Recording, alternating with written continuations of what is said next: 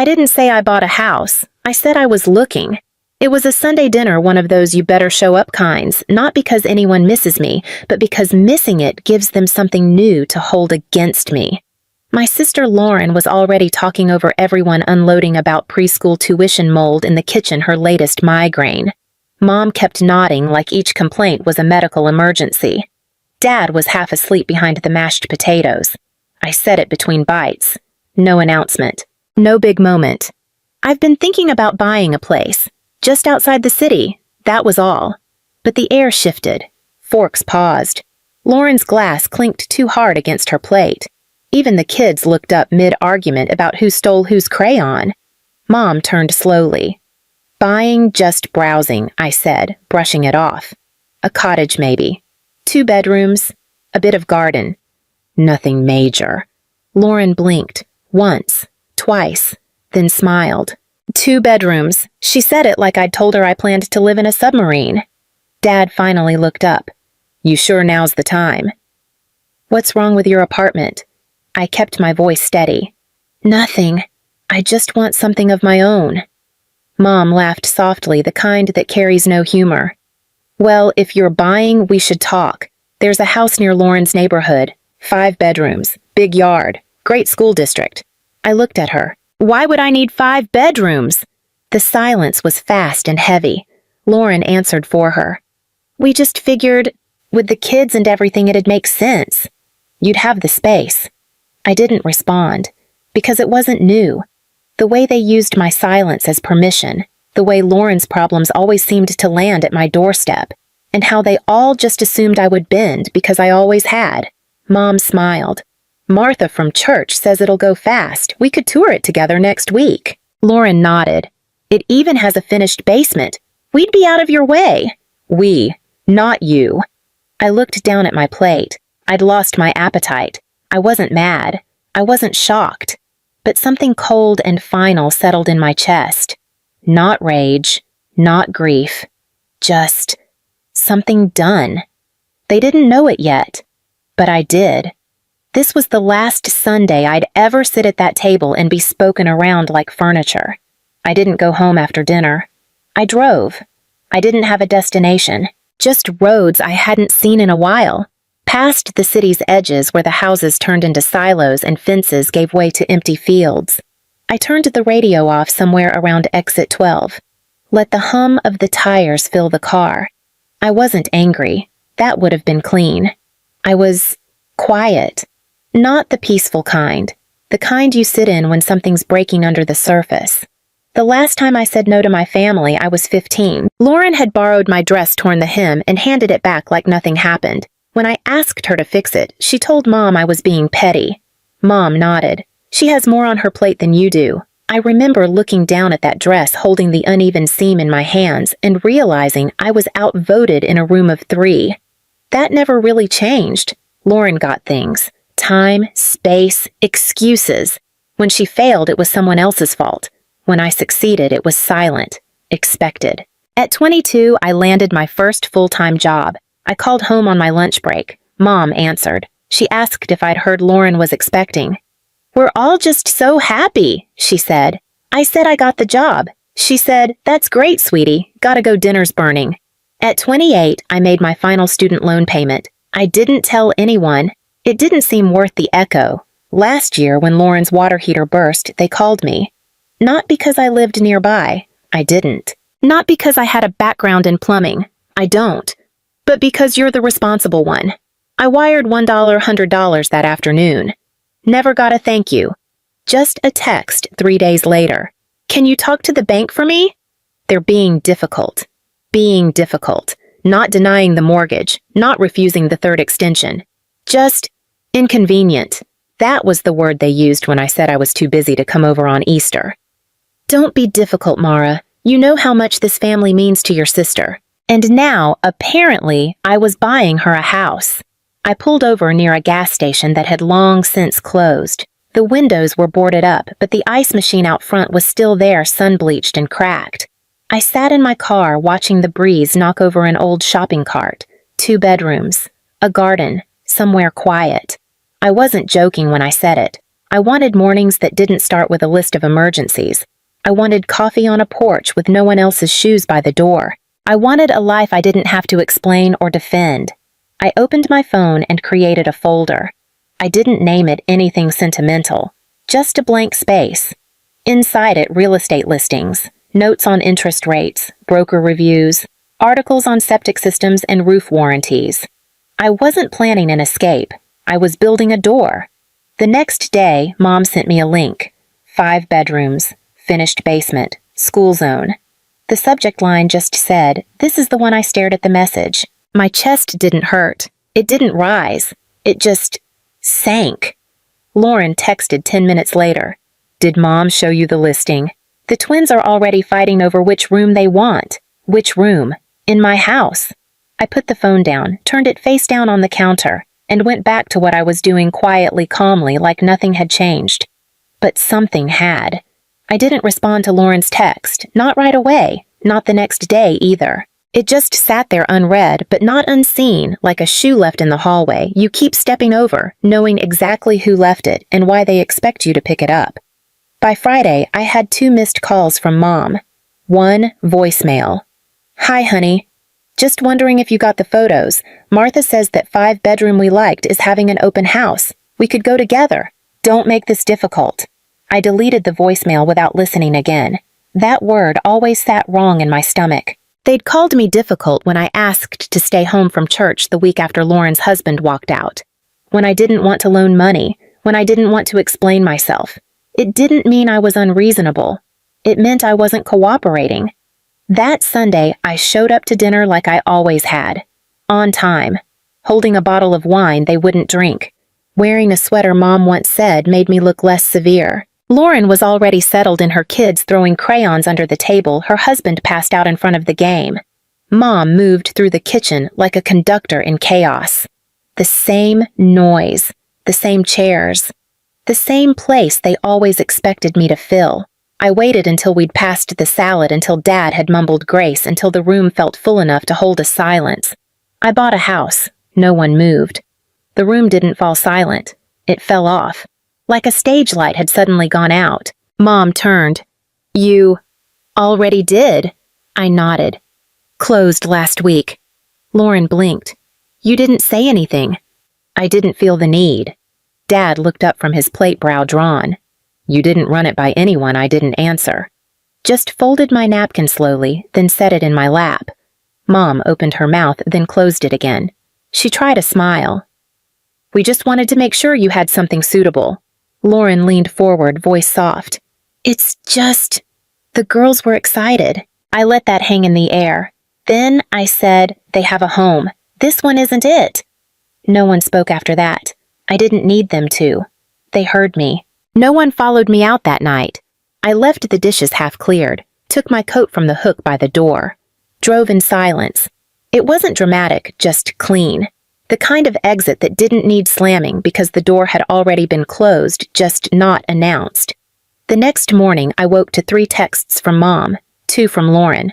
All variations of the same thing: "You blindsided us. The kids are confused. You never used to be this cold." Cold. That was the word they always reached for when I stopped playing along. When I moved out at 21 instead of staying to help around the house, I was cold. When I asked to spend Christmas with friends 1 year, cold. When I didn't cry at Lauren's wedding. Never mind that I paid for her wedding photographer. I muted the group thread. Blocked Lauren for the day. It felt like setting down something heavy I'd carried long enough to forget how tired I was. That evening, Mom showed up at my apartment. She didn't call, just knocked. Knuckles sharp like punctuation. I stood behind the door, heart steady. I didn't open it. She knocked again. "Mara, I just want to talk." Then quieter. "You don't get to shut us out like this." I leaned my head against the wood, took a breath. "I'm not shutting you out," I said through the door. "I'm choosing not to let you in." There was a long pause, then footsteps retreating. 10 minutes later, a text arrived from Lauren's husband's number. A photo of the girls in their bunk beds side by side, holding up handmade signs. "We miss you, Aunt Mara. Come visit us soon." I stared at the screen for a long time. My thumb hovered, then dropped. No reply. Another photo came 2 hours later, the baby's crib now shoved into the corner of Lauren's bedroom. He wakes up every time we move. He needs sleep. Please. The guilt sat on my chest like a hand that wasn't mine. But I didn't answer. That night, I opened my laptop and emailed the real estate agent again. Confirmed closing date. Utility transfer. Key drop-off. I clicked the folder I'd started weeks ago, the one with the blank name. Inside blueprints, budget projections, gardening plans, a list of herbs I didn't yet know how to grow. I added a new file, titled it Life Unshared. Then I shut the screen and went to bed. I didn't invite anyone to see the house, not when I picked up the keys, not when I walked through the empty rooms with the echo of my own footsteps, not when I stood in the backyard and realized the silence out there wasn't heavy, just honest. There was no announcement. No social media post, no family text, but they found out anyway. Lauren texted first. Mom said you closed. Why didn't you tell us? I didn't answer. 2 hours later, you said 2 bedrooms. But there's a sunroom too, right? That could work for the baby's crib. Then a third. We've started packing. Just a few boxes. Mostly the kids' things. No question marks. Only expectations dressed up as facts. I stared at the messages. Set the phone down. Let it buzz on the counter until it died. That weekend, I came home from the grocery store to find Mom standing outside my building. Her arms were crossed, her mouth tight. She didn't wave. She didn't need to. You're being unreasonable, she said as I got out of the car. I didn't say anything. They're your family, she continued. You're not even using all that space. I unlocked the trunk, took out my groceries 1 bag at a time. Mara, don't ignore me. You're acting like a stranger. I turned to face her. I'm acting like someone who's finally been given a choice. She flinched. Just slightly. They have nowhere to go. They had months. We thought you understood. You never asked. She looked down. Her voice wavered a little too perfectly. Your sister's exhausted. The baby cries all night. The girls keep asking why you don't love them anymore. I stood still. The bag of oranges in my hands suddenly heavier than it should have been. You always said you'd be there for them, she whispered. You always said you were the steady one. I nodded. I was. So why are you doing this? I took a breath. Because for once, I'm building something that doesn't include a back door for everyone else. She didn't reply, just looked past me at the bags I was still holding. At the building I didn't invite her into. I waited. But she didn't ask to come up, and I didn't offer. When I closed the door behind me, it clicked softer than I expected. No slam, no drama, just a line, finally drawn. They didn't stop. When silence didn't work, they tried volume. Not the shouting kind, the spreadable kind. Aunt Cheryl called first. I hadn't spoken to her since 2019 when she forgot my birthday and sent Lauren a fruit basket for hers. Sweetie, your mom's been so worried. This whole house thing. Can't we all just talk it through like family? I didn't answer. Just listened. You've always been the level-headed one, she continued. And you know your sister's been struggling. She needs you. I thanked her for calling and hung up. An hour later, a Facebook tag. Lauren had posted a photo of the girls in front of stacked boxes smiling with chocolate on their faces. The caption read, Some people say family is everything. Some people prove otherwise. Hundreds of likes. Comments filled with prayer emojis and thinly veiled attacks. Some people just lose their way. Kids shouldn't have to pay for adult decisions. We raised our children to care for each other, not close doors. I read them all. Once. Then, I deleted the app. The next day, Mom emailed a letter. Not a message, a full-page letter. PDF attached. Properly formatted, signed at the bottom. She wrote that she and Dad had hoped we would share this chapter of life together, that they'd dreamed of the whole family growing old nearby, helping each other the way families used to. She reminded me of the mortgage I'd co-signed for them years ago, the hospital bill I'd covered when Dad's insurance fell through, the years I'd stepped up without needing to be asked. Then she asked plainly, Why now? Why are you suddenly choosing distance over duty? I didn't reply. I printed the letter, folded it in half, filed it under legal correspondence. That night, I watered the lavender I'd planted in the window box, made tea, opened the book I'd been meaning to start for 2 years. It was quiet, not lonely. There were no footsteps overhead, no dishes clinking in the sink I didn't leave, no bedtime tantrums behind thin walls, only the steady tick of my own clock. A sound I hadn't heard clearly in years. I didn't owe anyone an explanation, and if they kept trying to rewrite the story that was fine, I was finally the one holding the pen. I changed my number the following Monday. No announcement, no group text, just a quiet 15 minutes at the carrier store and a new SIM card in my phone. I gave the number to my boss, my assistant, and 2 friends. No one else. I updated nothing online, left no forwarding address. When the lease on my apartment ended, I moved everything in one trip using a moving service they'd never heard of, the kind that didn't leave branded boxes behind. The cottage was smaller than my old place, older too. The floors creaked in winter. The pipes moaned when I ran hot water too long. But it was mine. Every squeak belonged to me. I painted the walls myself, built the bookshelves I used to say I never had time for. I started a garden in the back, just herbs at first. Basil, rosemary, mint. Something simple, something slow. No one knew where I was. For the first time in years, I woke without checking my phone. There were no demands, no guilt, no photos of bunk beds or forwarded listings, no weaponized silence, just the sound of birds outside the kitchen window. Sometimes I sat on the porch with my tea and read nothing, thought nothing, let the day rise and fall without rushing to meet it. This wasn't escape. I wasn't hiding. I was claiming space that had always been mine. They had taken so much without asking. So I stopped answering. And then finally, they stopped asking. The email came late on a Thursday night. Subject line: "Can we talk?" It was from Mom's address, but I could hear Dad's voice in the way it was written, tight, formal, carefully weighed like a statement prepared for court. They'd decided it said to sell their house. Retirement wasn't what they hoped. The market was down. The plan had always been for Lauren's family to take over the home, but now, with everything uncertain, they were looking for options.